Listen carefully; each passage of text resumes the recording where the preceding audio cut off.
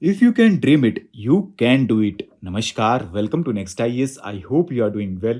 In this video, we will cover major headlines of the Hindu, Indian Express, and Press Information Bureau. So, without wasting any time, let's start today's discussion. And your first article is related to cheetahs because recently Madhya Pradesh Chief Minister released 5 cheetahs into the wild at Kuno National Park. Now, let's learn more about cheetahs. So, friends, they are fastest land animals over short distances. There are 5 subspecies of cheetahs, and these are Northwest African, East African, South African, Northeast African, and Asiatic cheetah. They inhabit a variety of ecosystems and they are mainly found in southern African countries like Algeria, Botswana, Ethiopia, Kenya, South Africa, and Zimbabwe. And here you must know that Iran is the sole habitat for Asiatic cheetah. Cheetahs were declared extinct in India in 1952. And do you know, friends, all subspecies of cheetahs are listed as vulnerable species by the IUCN, except the Northwest African and Asiatic cheetahs, which are classified as critically endangered species. Our next headline is related to sacred groves because recently Supreme Court directed the Forest Department of Rajasthan to map and classify sacred groves as forest and notify them as community reserves under the Wildlife Protection Act 1972. This decision effectively shifts sacred groves from community protection to government control, conflicting with Forest Rights Act 2006, which gives local communities authority over forest lands. The recent ruling also may undermine community governance and customary practices while promoting government oversight. Now let's learn about sacred groves. So friends, they are forest areas traditionally conserved and managed by local communities. These groves are protected by customary laws and taboos, which generally prohibit resource extraction, except for medicinal plants, which are assessed by custodians. They are known by various regional names like Devara Kadu in Karnataka, Kavu in Kerala, and here you must know that they are often linked to temples, shrines, and burial grounds. They also serve as biodiversity hotspots, sources of medicinal plants, and perennial streams.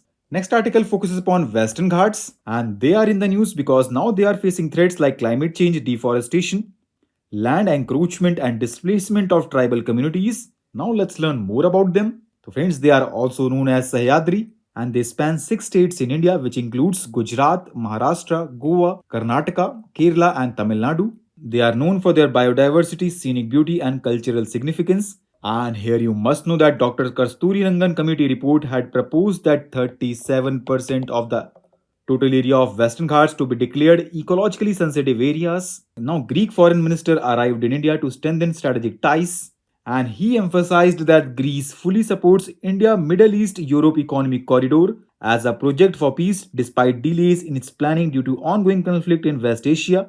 Now let's learn about India Middle East Europe Economic Corridor, which was proposed in 2023. Here you must know that it is a trade and investment initiative which is aimed at enhancing connectivity between India, Middle East, and Europe through advanced infrastructure in transportation, energy, and digital networks. It also presents as an alternative to China's Belt and Road Initiative by promoting economic integration, reducing trade costs, and attracting foreign investment. It could also support India's green hydrogen efforts and contribute to energy transition and decarbonization. However, its success depends on significant investment, political will, and private sector involvement.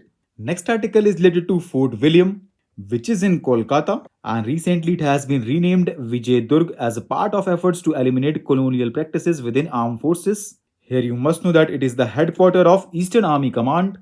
Now let's learn more about Fort William. So friends, it was built by British in 1781. The new name Vijayadurg honors a historic fort in Maharashtra associated with Chhatrapati Shivaji, and the recent change reflect an initiative to Indianize military traditions and customs by removing colonial legacies. Next article focuses upon Sahitya Akademi Award 2024, and they are in the news because recently Sahitya Akademi Award 2024 in Dogri has been awarded to late Chaman Arora for his book Ik Hor Ashwthama. Here you must know that these awards were established in 1954 and it is given annually for outstanding books of literary merit in major Indian languages recognized by the Akademi, and the first awards were given in 1955. Now the next and last headline talks about UN Human Rights Council, and it is in the news because recently US President Donald Trump signed an executive order withdrawing the US from the UN Human Rights Council. Now let's learn more about the council. So friends, it was established in 2006 and it is the main intergovernmental body within the United Nations which is responsible for human rights. It is composed of 47 member states, and it provides a multilateral forum to address human rights violations and country situations. It meets at the United Nations office at Geneva, and here you must know that members of the council serve for a period of 3 years, and they are not eligible for immediate re-election after serving 2 consecutive terms. So with this, let's conclude today's discussion. Thanks for listening, and for regular updates, you can follow us on various social media platforms.